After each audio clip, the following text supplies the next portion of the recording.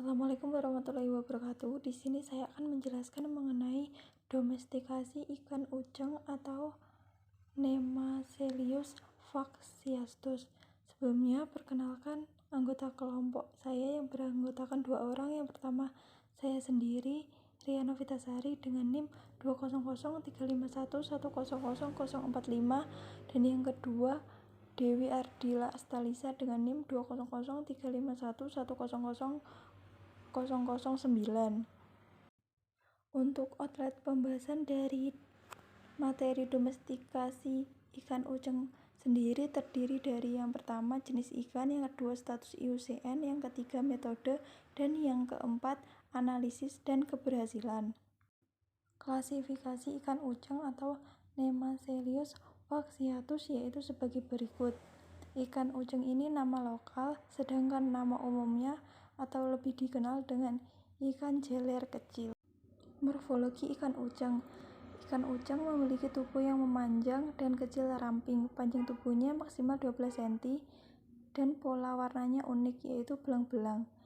Ikan uceng jantan bentuk tubuhnya lebih langsing daripada betina. Ekor ikan uceng jantan umumnya berwarna merah, sedangkan betina tidak. Habitat dari ikan uceng ini umumnya hidup di perairan yang deras, sungai berbatu atau kerikil, dan berpasir. Ikan uceng ditemukan pada perairan yang kandungan oksigen terlarutnya tinggi. Ikan uceng mampu bertahan hidup pada kandungan oksigen rendah dan kekeruhan tinggi. Status IUCN ikan uceng atau Nemaselius faxiastus berstatus Less Concern atau LC, risiko rendah. Kondisi lingkungan alami ikan uceng banyak mengalami kerusakan. Ikan uceng merupakan jenis ikan yang banyak dikonsumsi oleh masyarakat, khususnya masyarakat Temanggung, sehingga indeks penangkapan ikan tergolong cukup tinggi yang mengakibatkan ikan uceng dapat mengalami kepunahan. Padahal ikan uceng termasuk ikan endemik dari Jawa Tengah. Metode domestikasi terdiri dari 3 tahap. Yang pertama, tahap preaklimasi. Tahap ini merupakan tahapan untuk penelitian di lapangan mengenai ekologi ikan uceng di alam. Kajian ekologi ikan uceng diperlukan sebagai dasar dalam penetapan pada tahap domestikasi awal bagi kondisi ekologi ikan uceng. Pengukuran langsung yang dilakukan yaitu pengukuran parameter fisik, kimia, biologi di Sungai Temanggung, Bogor, dan Blitar. Ada domestikasi yang kedua yaitu tahap aklimasi.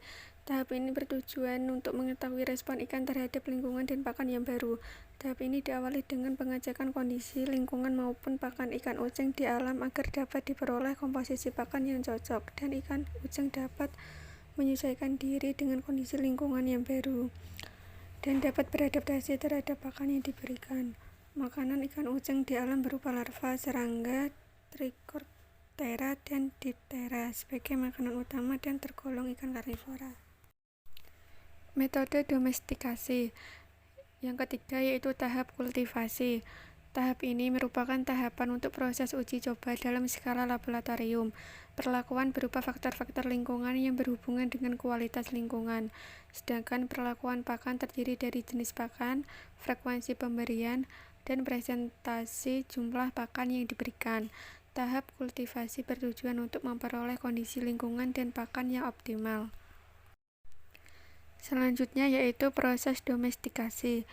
Yang pertama yaitu menyiapkan wadah budidaya yang diatur menyerupai habitat asli, yaitu pasir atau kerikil.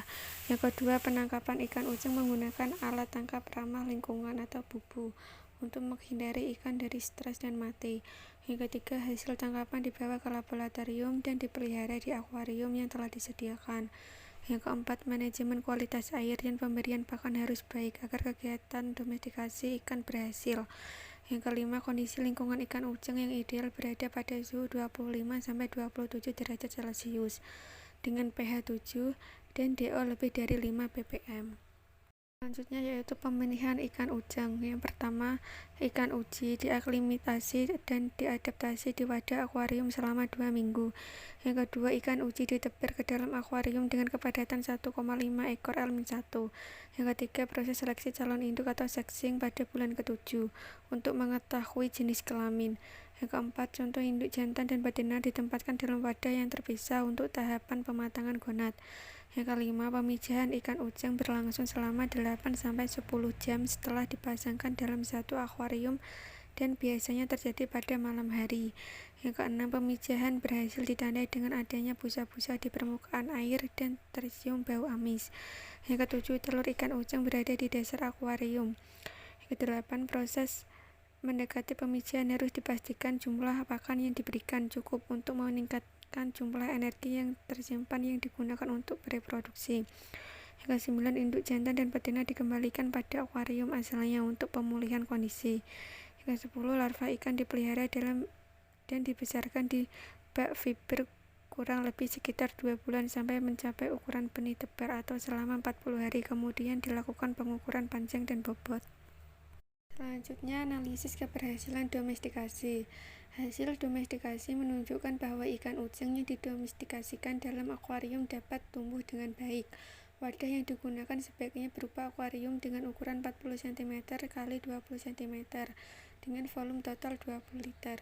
Akuarium dilengkapi dengan sistem sirkulasi dan aerasi serta filter berupa busa dakron pasir kerikil yang disusun berurutan dari lapisan paling bawah atau 3 cm. Ikan ujang yang dapat tumbuh dengan baik yaitu berasal dari Temanggung karena sumber genetik potensial budaya dengan tingkat keragaman genetik polimorfisme tertinggi yaitu 34,69% dan heterozigositas 0,153 serta secara fenotipik menunjukkan sintasan terbaik sebesar 97% dan indeks inklusivitas 10%. Nilai sintasan yang tinggi menunjukkan tingkat kompetisi tinggi untuk beradaptasi terhadap lingkungan dan mendapatkan nutrien untuk pertumbuhan. Baik, terima kasih. Apabila ada kurang lebihnya, mohon maaf. Wassalamualaikum warahmatullahi wabarakatuh.